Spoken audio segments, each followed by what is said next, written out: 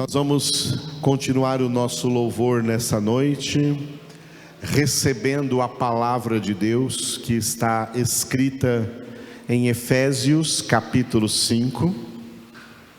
A mensagem do nosso boletim será no versículo 28. Então nós vamos ler essa palavra do versículo 1 até o versículo 28. Glória a Deus. Efésios capítulo 5, do versículo 1 até o versículo de número 28. Glória a Deus. E depois elevaremos ao Senhor nossas orações. Leiamos juntos. Sede, pois, imitadores de Deus, como filhos amados, e andai em amor, como também Cristo nos amou e se entregou a si mesmo por nós, como oferta e sacrifício a Deus em aroma suave. Mas a impudicícia e toda sorte de impurezas ou cobiça nem sequer se nomeie entre vós, como convém a santos. Nem conversação torpe, nem palavras vãs ou chocarrices, coisas essas inconvenientes. Antes, pelo contrário, ações de graças. Sabei, pois, isto: nenhum incontinente, ou impuro, ou avarento, que é idólatra, tem herança no reino de Cristo e de Deus. Ninguém vos engane com palavras vãs, porque por essas coisas vem a ira de Deus sobre os filhos da desobediência. Portanto, não sejais participantes com eles, pois outrora erais trevas, porém agora sois luz no Senhor. Andai como filhos da luz, porque o fruto da luz consiste em toda bondade e justiça e verdade, provando sempre o que é agradável ao Senhor. E não sejais cúmplices nas obras infrutíferas das trevas, antes, porém, reprovai-as, porque o que eles fazem em oculto, o só referir é vergonha. Mas todas as coisas, quando reprovadas pela luz, se tornam manifestas, porque tudo que se manifesta é luz. Pelo que diz: desperta, ó tu que dormes, levanta-te de entre os mortos, e Cristo te iluminará. Portanto, vede prudentemente como andais, não como nécios, e sim como sábios, remindo o tempo, porque os dias são maus. Por esta razão, não vos torneis insensatos, mas procurai compreender qual a vontade do Senhor.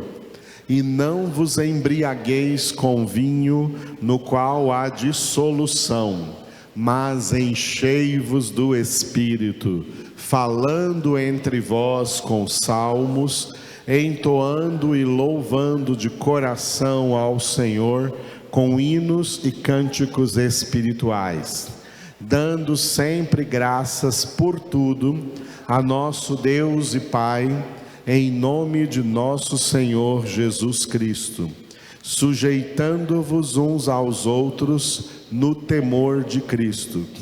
As mulheres sejam submissas ao seu próprio marido, como ao Senhor, porque o marido é o cabeça da mulher, como também Cristo é o cabeça da igreja, sendo este mesmo o Salvador do corpo.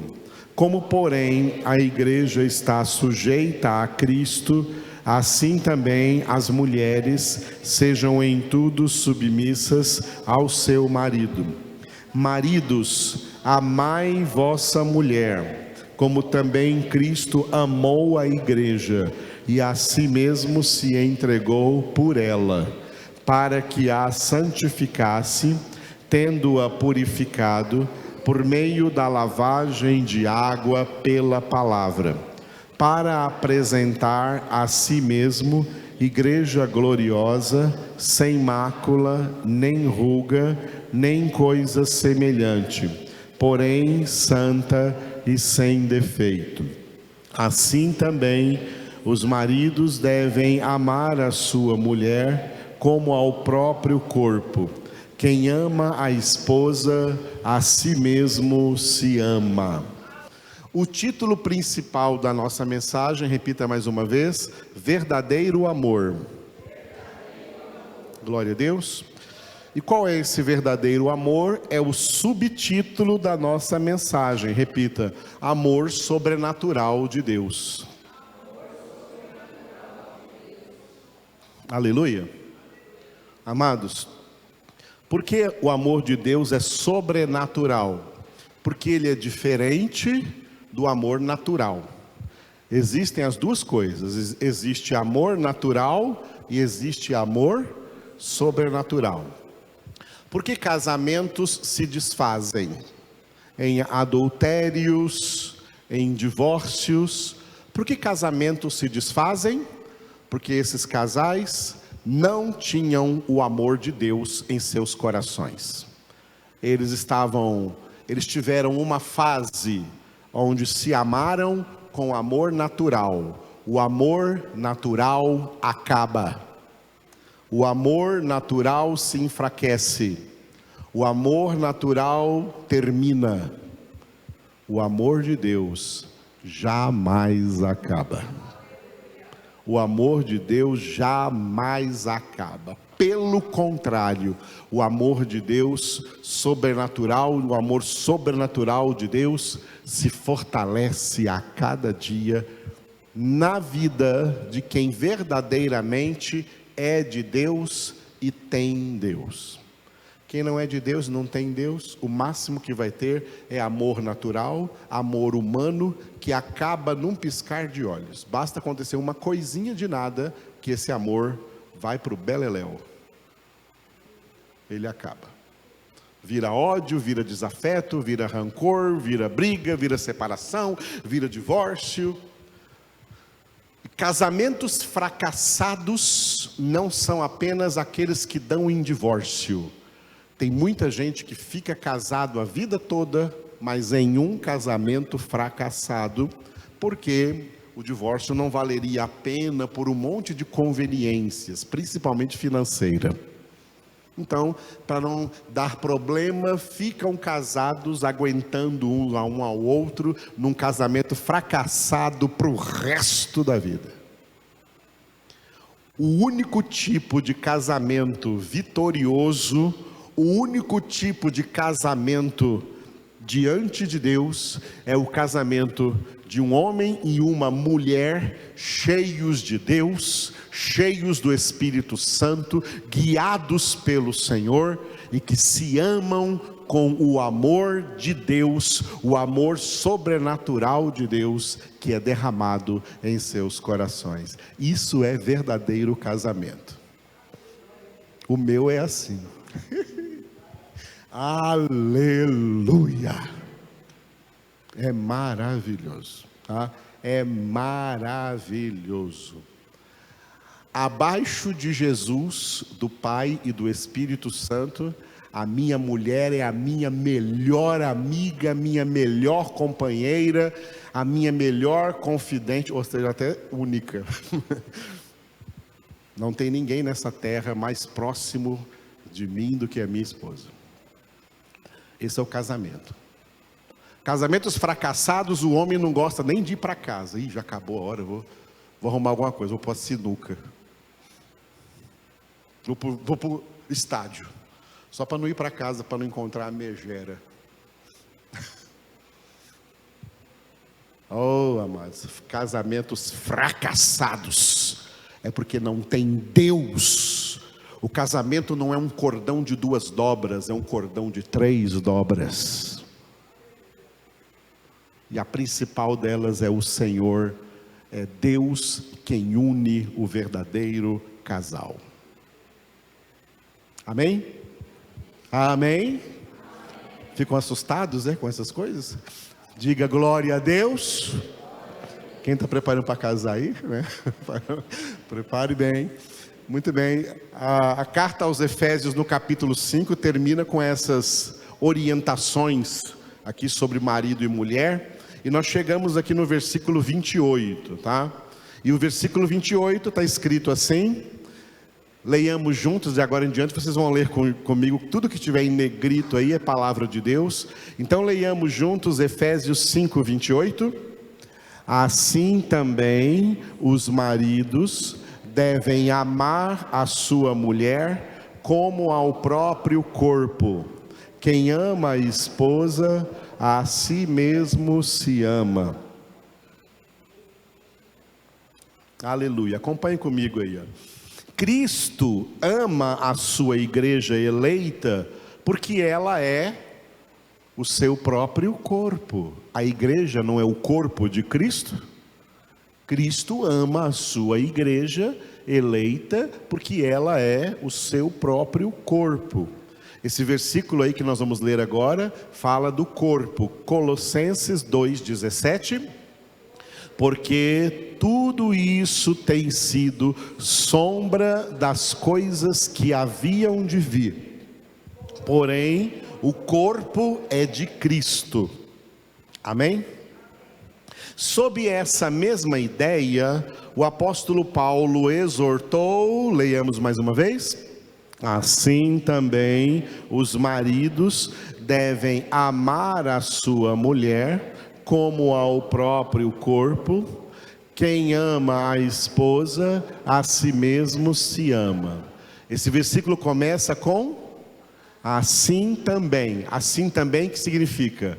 Assim como Cristo ama a sua igreja, é assim que o marido deve amar a sua mulher.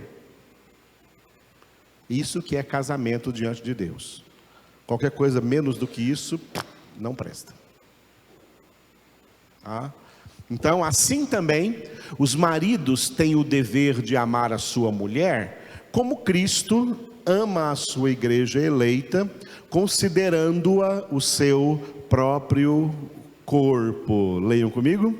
Os maridos devem amar a sua mulher como ao próprio corpo. Glória a Deus.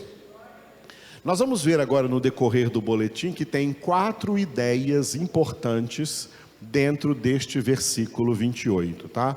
4 ideias importantes que eu quero que vocês levem daqui nessa noite, ao ir embora, levem na sua mente, na sua cabeça para meditarem, refletirem.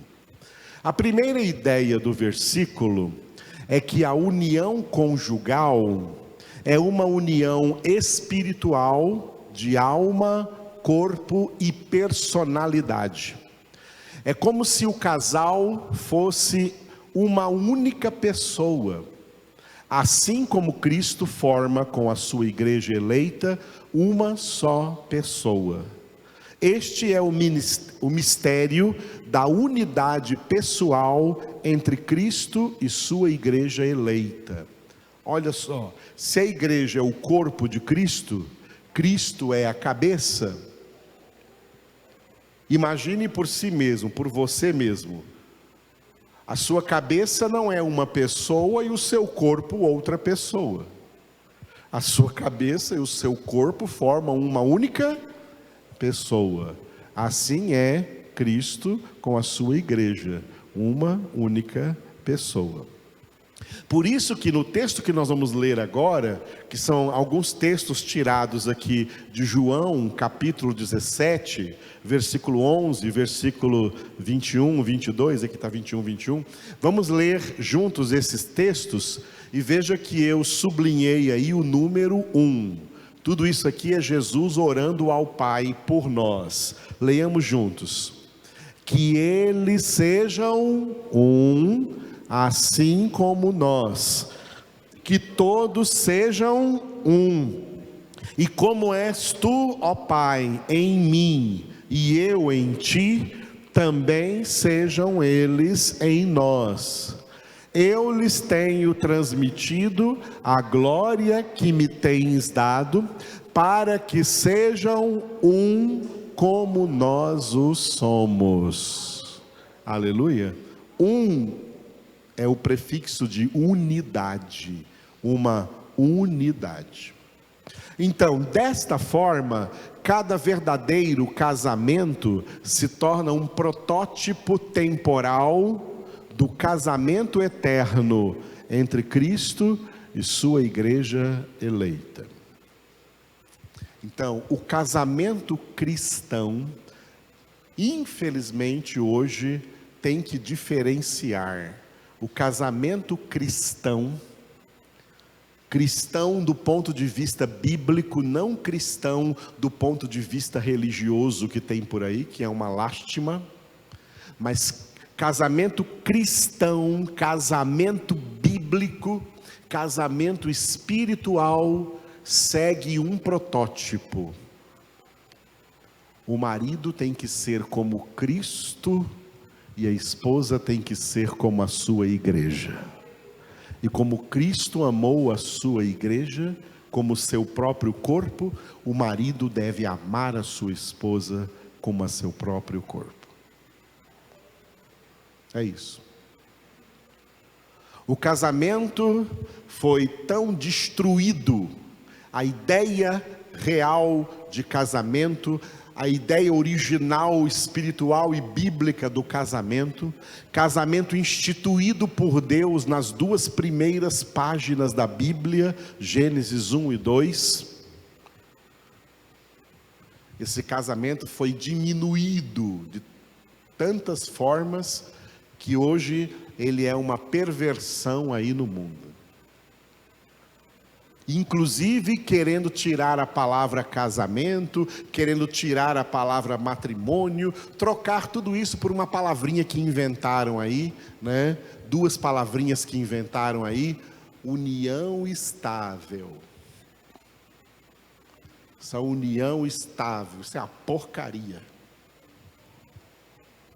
Ou é casamento de verdade, ou é fornicação. E aí é condenação e não salvação. E casamento de verdade é quando o Senhor uniu duas vidas em uma. Transformou duas pessoas em uma única pessoa. Marido e mulher, duas pessoas que durante a sua vida de casados, juntos, buscam a Deus de todo o seu coração. Esse é o casamento real, esse é o casamento espiritual que Deus descreve na palavra de Deus. E isso é tão maravilhoso que, se não for para ter um casamento desse, é 10 bilhões de vezes melhor ficar sozinho. Porque qualquer outro tipo de casamento é imprestável para todos os dois. Ou é do jeito de Deus, porque do jeito do homem é tragédia. Essa é a primeira ideia do versículo. O casamento foi instituído para seguir o modelo de Cristo e sua igreja, para que, como Cristo ama a sua igreja, o homem, o marido, ame a sua esposa, como ao seu próprio corpo. Aleluia. Louvado seja Deus. Segunda ideia, acompanhe comigo aí no boletim, ó. A segunda ideia do versículo se origina no mandamento do amor ao próximo. Esse mandamento do amor ao próximo, ele surgiu no Antigo Testamento, em Levítico, capítulo 19, versículo 18. Amarás o teu próximo como a ti mesmo, e eu sou o Senhor. Esse mandamento ficou muito famoso, né? Amarás o teu próximo como a ti mesmo, ficou muito famoso. Só que o Antigo Testamento foi escrito antes de Cristo, o Novo Testamento depois de Cristo. Do Antigo para o Novo Testamento, houve uma mudança nesse mandamento. Vamos ver? Este mandamento foi modificado pelo Senhor Jesus para os crentes da nova aliança. Essa modificação está em João 13:34. Todos. Novo mandamento vos dou, que vos ameis uns aos outros, assim como eu vos amei. Tem diferença? Antigo Testamento, amarás o teu próximo como a ti mesmo. Então, se o próximo te bater na cara, você tem o direito de bater na cara dele.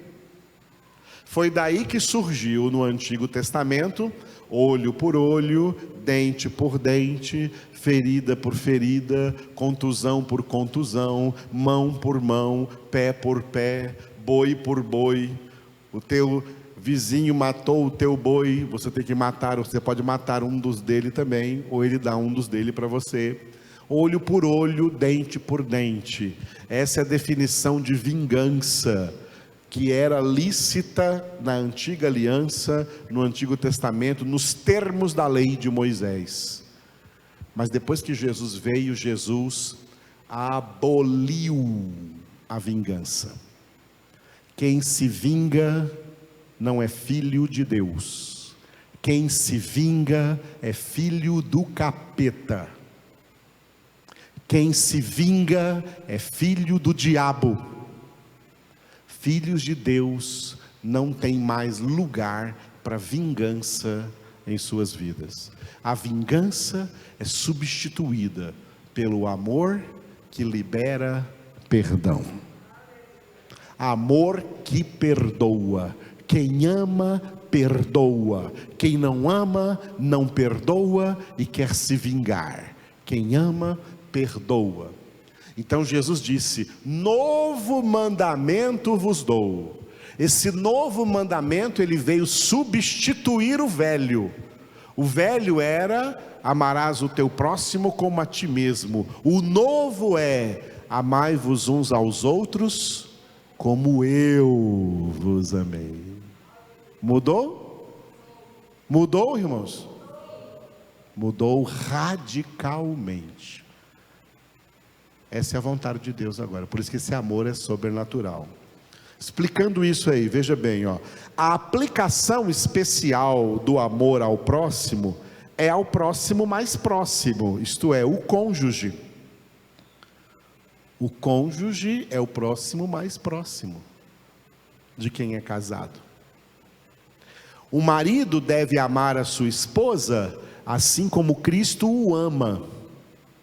E a esposa também deve amar o seu marido assim como Cristo a ama. E somente o Espírito Santo concede este amor, derramando esse amor em nosso coração, em nossa alma, como está escrito aí em Romanos 5:5.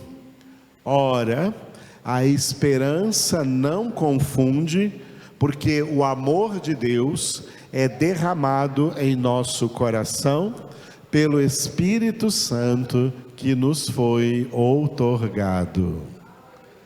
O amor sobrenatural de Deus é derramado em nosso coração. Coração aí é alma, em nossa alma, pelo Espírito Santo que nos foi outorgado, nos foi dado por direito. O Espírito Santo é quem derrama esse amor em nossos corações, porque com o amor natural, nós nunca poderemos amar ninguém, muito menos como Jesus nos amou. Só conseguimos amar alguém como Jesus nos amou, com o amor sobrenatural de Deus, que é derramado em nossos corações. E é esse amor que Deus quer ver do marido para a esposa e da esposa para o marido. Amém? Terceira ideia, vamos ver. A terceira ideia do versículo envolve uma questão corporal e física do relacionamento conjugal. Leia comigo. Os maridos devem amar a sua mulher como ao próprio corpo. Amar a mulher como ao próprio corpo. Esse amor aqui envolve cuidado. Como você cuida do seu corpo, assim tem que cuidar do seu cônjuge. Tá? Assim tem que cuidar do seu cônjuge, como cuida de si mesmo. Falando sobre o corpo, nós temos que falar sobre esse assunto que eu coloquei agora aí para vocês. Olha, a perversão sexual existente no mundo trouxe implicações severas ao uso, aparência e administração pessoal do corpo humano. Um dos efeitos da perversão sexual é a busca por uma espécie de corpo ideal que reflita sensualidade. Esse corpo ideal é um elemento do marketing mundial, exposto em todas as mídias, como modelo a ser seguido e buscado pelas pessoas, por meios que vão do exercício físico aos procedimentos cirúrgico-estéticos. Dentre as pessoas que correm atrás desse corpo ideal, sempre existem as que conseguem, e as milhares que não conseguem, sem falar das que morrem tentando. Toda semana tem notícia de que alguém morreu fazendo uma cirurgia estética. Os verdadeiros cristãos encaram o corpo humano como um santuário espiritual, feito por Deus, para o próprio Deus habitar. Nada dessa sensualidade promíscua desse mundo de Satanás. O corpo é santuário de Deus. O corpo é templo do Espírito Santo. Por isso eu coloquei 2 textos aí da primeira carta de Paulo aos Coríntios. O primeiro aí é 1 Coríntios capítulo 3, versículos 16 e 17. Leiamos forte. Não sabeis que sois santuário de Deus e que o Espírito de Deus habita em vós? Se alguém destruir o santuário de Deus, Deus o destruirá, porque o santuário de Deus, que sois vós, é sagrado. A Bíblia diz que Deus não habita em santuários, em templos feitos por mãos humanas. Deus não habita em templos, que é chamado aí de igrejas, sinagogas, catedrais, basílicas, e que os homens gastam milhões para construir uma basílica como a da Trindade, como a da Aparecida do Norte. Isso não é habitação de Deus, não. A habitação de Deus somos nós. Deus habita em templos vivos em nós. O próximo texto, para deixar bem claro que se refere ao corpo, é 1 Coríntios 6, 19 e 20. Leiamos juntos. Acaso não sabeis que o vosso corpo é santuário do Espírito Santo que está em vós, o qual tendes da parte de Deus, e que não sois de vós mesmos, porque fostes comprados por preço? Agora, pois, glorificai a Deus no vosso corpo. Bem claro que nesse texto, o corpo é o templo de Deus. E bem clara a frase nesse texto, repita depois de mim: não sois de vós mesmos.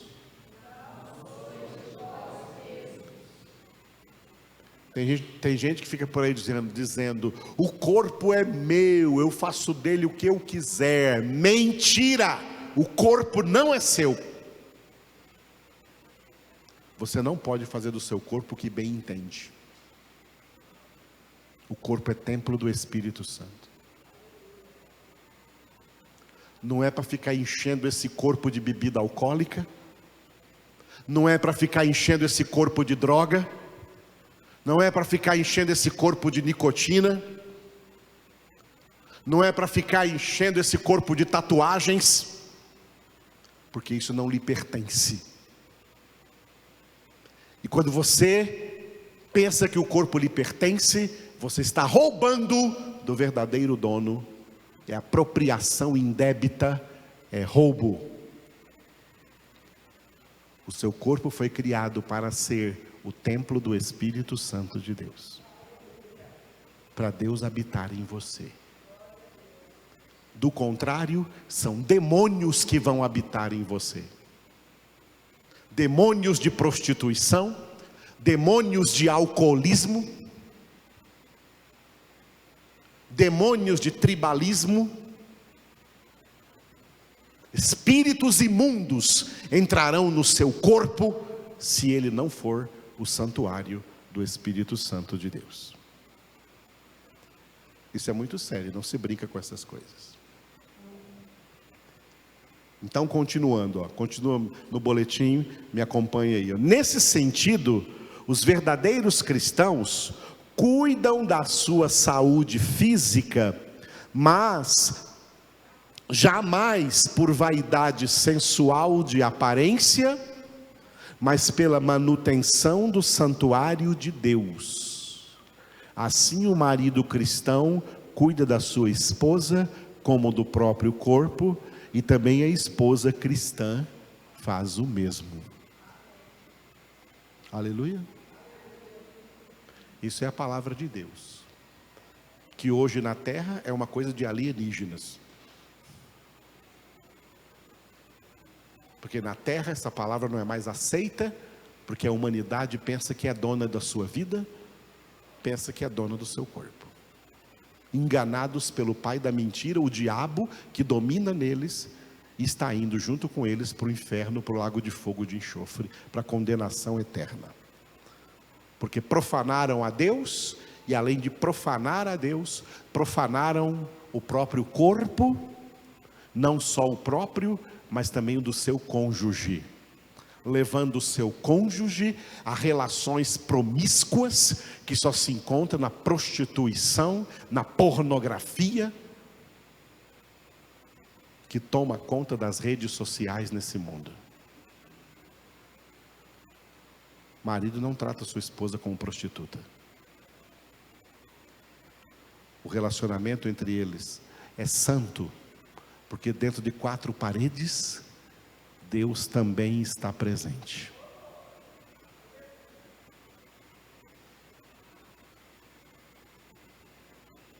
Nem todo pastor é de Deus não, tá? Tem pastor que é do diabo. E teve um pastor do diabo aí, muito famoso, que atrai muita gente, e que fala assim, que dentro de 4 paredes, marido e mulher pode fazer o que quiser, porque está dentro de 4 paredes. Dentro de 4 paredes, Deus também está lá. Deus também está lá.